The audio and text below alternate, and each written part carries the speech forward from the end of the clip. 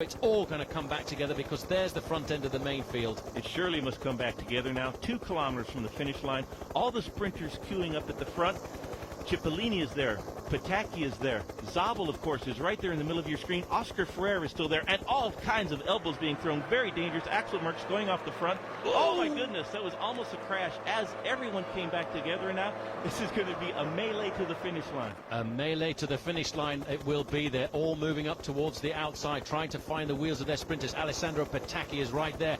Zabaya in the yellow for his team. Saunier Duval moving up there. You can see as well Tom Boonen on his shoulder is Paolo Bettini.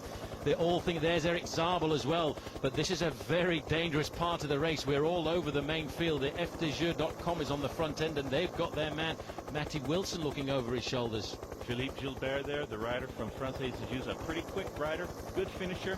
Here comes Bouygues Telecom with an attack. Fossa Bortolo still controlling the race. That might be little Tommy Vogler. Laurent Brochard, because Thomas Vogler is a French national champion. Brochard has been very good since the start of this season. He's got himself a slight gap, but the front end of the main field, inside of 1 kilometer to go, is very much controlled by Fossa Bortolo. And Oscar Freire is right there in the white jersey, number 1. Couple of little corners before the big, long finishing straightaway. Now this is the Via Roma, just under 1 kilometer to go.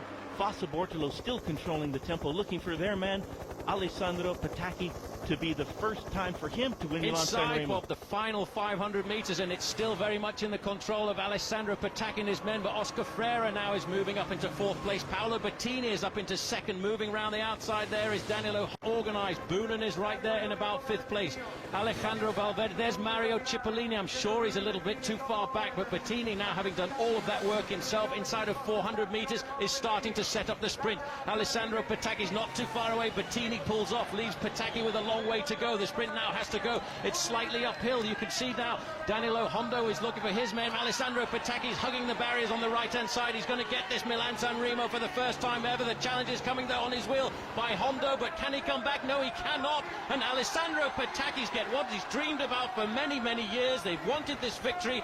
Alessandro Petacchi gets himself win number 12 this season, but more importantly, Bob, he's won himself the King of Classics for the sprinters. Congratulated there by Alejandro Valverde. What a great job for the team.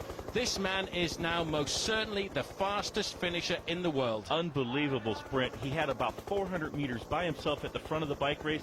He was able to do it all the way to the finish line. What an incredible sprint put in by Alessandro Petacchi, the Fossa Bortolo rider. They controlled the whole finale of the bike race. A very deserving win by the team. And, of course, the fastest man in sprinting today, Alessandro Petacchi. What a great win for the Italians and him himself. He's wanted to win this race since he started as a professional, and now he's finally done it.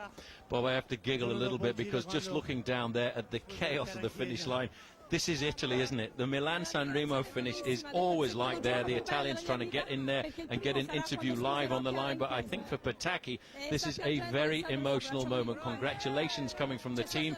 A great job by his teammates, because the work that they had to do from the capo melee right the way through to the finish, and they were still able to sort it out. He wanted that so badly, and this is a moment, I think, of true emotion for the Italians. Well, you can see how much this race means to the Italian cyclists.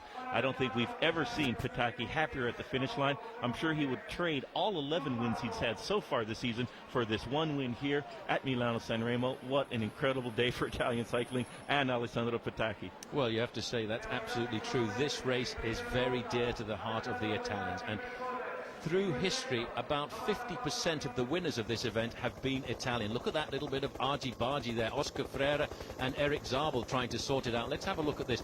Just look at the power now of the way this man accelerates once he's got a sniff of a victory. He goes into some kind of overdrive. You can see just battling out there to try and get himself a place on the podium. Thor Hushovd, he has to be happy there with 3rd. Freire, I think, just getting 4th place on the line.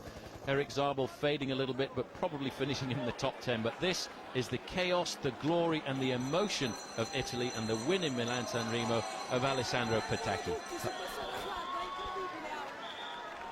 Big hug from Matteo Tosato there, who did an incredible amount of work earlier in the bike race. There is Petacchi. He's overcome with